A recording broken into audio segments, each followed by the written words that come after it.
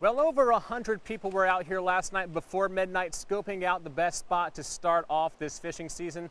And as soon as the clock struck midnight, a few seconds later, sockeye were on the hook. The good fishing has continued through the day.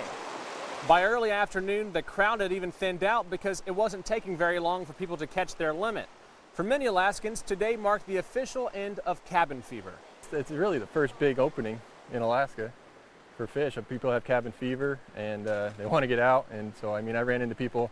Eagle River so far is the farthest somebody drove, and I think they're just tired of not catching fish. Now, it's no secret that there are a lot of fish in this river. The Department of Fish and Game's fish counter estimates nearly 8,000 sockeye have passed through in the past 4 days. So if you're ready to combat all the other fishermen, there are certainly salmon here for the taking. Reporting from Cooper Landing, Grant Robinson, Channel 2 News. There you go. Yep. With $100 worth of gravel and free help from the kids, Michael Sheldon hopes this preventative work will keep his car from getting stuck in the ice this winter. That's exactly how you do it. He's usually a pretty happy guy, but lately that hasn't been his story. I cried. I still cry. I wake up into crying at night. A few weeks ago, after years of tooth problems, he had all of his teeth taken out and was told to come back in 4 weeks for dentures. I get the call, you're cut. You can't get teeth now. And I was like, well, what can I do about it? And they said, call your representatives. The cut was the elimination of Medicaid dental coverage. Sheldon says he can't afford the down payment on new teeth. I tried to eat a hamburger the other day, that didn't work. I'm like, man, you can ask my daughter. I was driving down the road going, I can't wait to get my teeth. I want to go to Carlos Jr. We've signed the operating budget. When the governor announced the veto of the program, he said the full PFD could pay for things like dental work. We have to close this gap. This budget touches practically every Alaskan. It's not necessarily going to be easy. We never said it would be. But we do believe that in some of these cases, a full statutory PFD could mitigate some of the issues. A down payment for dentures is $2,000. We can't continue to be all things for all people. We don't have the money to do that. Sheldon just wishes he knew that before having all of his teeth pulled. I would hope something gets done. Yeah, it hurts. Bad.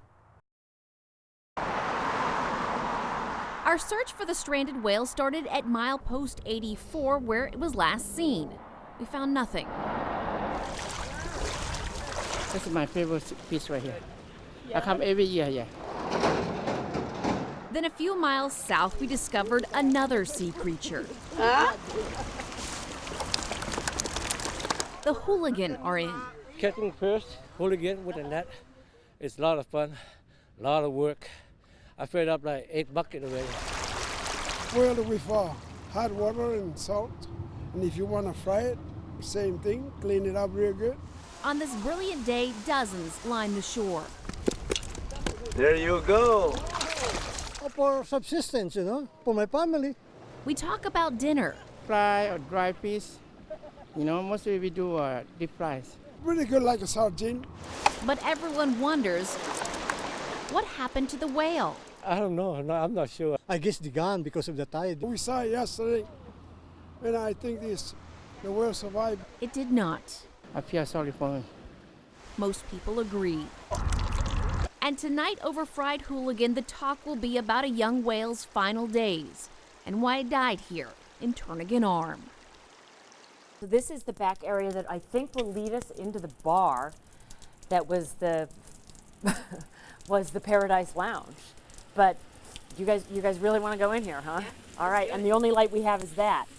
Let me pull my phone flashlight out. We only walked a few feet before we saw what made Paradise Inn famous, that bar and the stage. But now it's old and crusty, falling down in some places. I mean, it was a popular dance site and lounge. When Cindy Berger bought the building this past November, she had higher hopes. I had crossed my fingers when the U.S. Marshals had seized it that it would be restorable into like a hostel or some sort of cool, groovy Spinard hotel again, but it's not. Which is why she says she has to tear it down. Parts of the second floor ceiling crumbling, damaged in the earthquake. And the list of repairs are too many to name. This will soon become a parking lot for Berger's business, which is next door.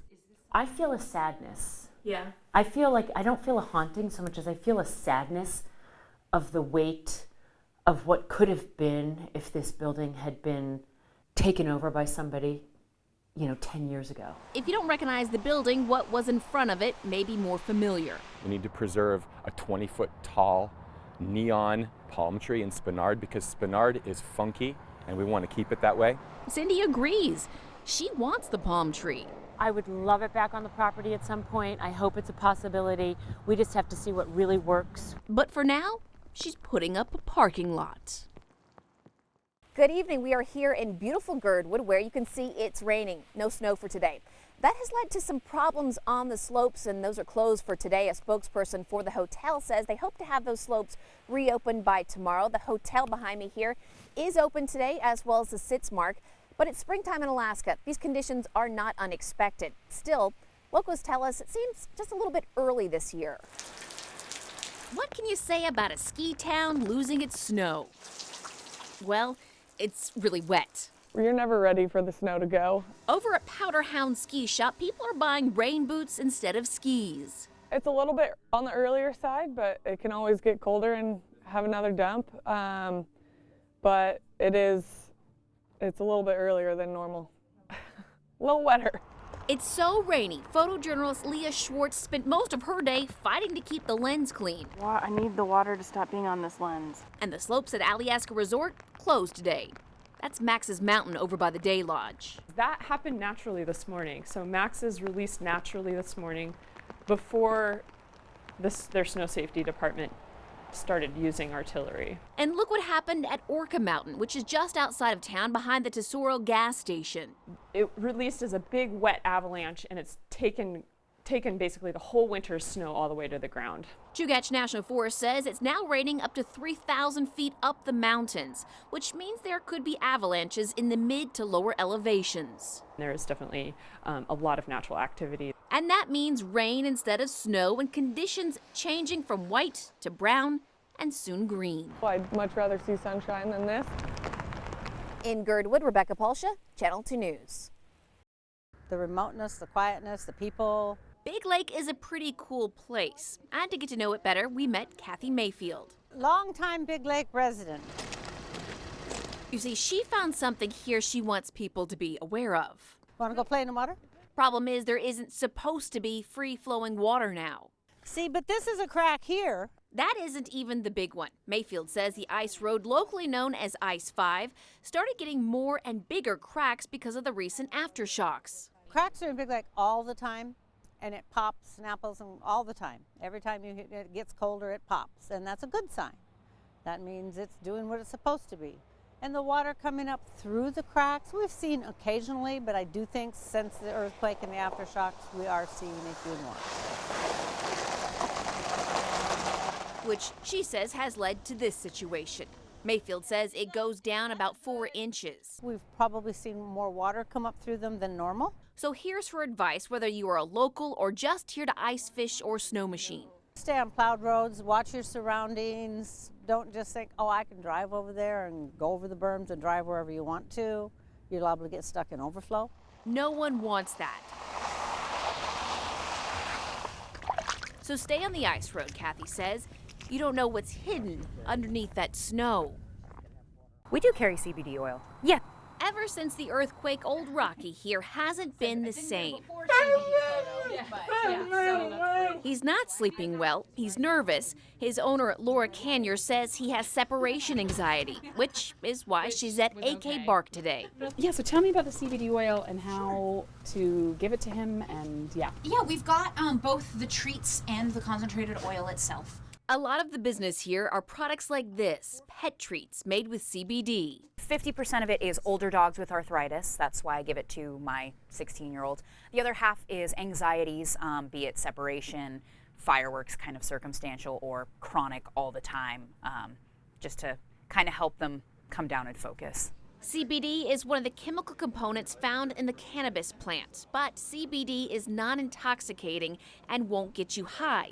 It is a growing trend in pet care. There's no psychoactive effects. They're not going to get high. You just get this kind of relaxing, calming feeling. Even at marijuana shops for people like Canabasca, about 25% of the business is CBD products for pets. I think it's growing just as fast as the human market is. It's definitely on the rise. I would expect to see a lot more innovation in the pet world in the next couple of months. People buy it when their pet has anxiety or pain. They say it controls seizures. But is it true? Many veterinarians say there hasn't been enough studies on CBD yet. One veterinarian we spoke with says it is a viable option for pain, but she offers a caution. The biggest problem that I see with CBD oil is that there's no quality assurance. So there's no guidance for the purity or the safety or the lack of contaminants in the products. Sit, Rocky, sit, sit. Can bought blueberry-flavored CBD treats for Rocky. I'm excited because it's been kind of a big thing in our family lately because I want him to be happy, especially in his geriatric years. And because she wants many more years with him, she'll buy into this growing trend.